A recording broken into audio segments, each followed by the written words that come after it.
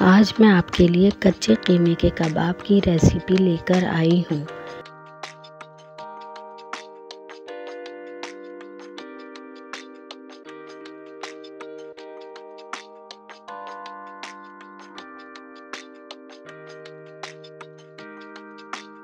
ये मेरी long video का शॉर्ट क्लिप है। अगर आपको इस क्लिप की लॉन्ग वीडियो देखनी हो तो डिस्क्रिप्शन में लॉन्ग वीडियो का लिंक है, आप वहां से मुकम्मल और तफसीली वीडियो देख सकती हैं। इस रेसिपी को दोस्तों रिश्तेदारों में शेयर करें। अगर आपको मेरी रेसिपी पसंद आए तो मेरे चैनल को सब्सक्राइब करके बेल आइकन को प्रेस करें, वीडियो को लाइक करें और ज़्यादा से ज़्यादा शेयर करें।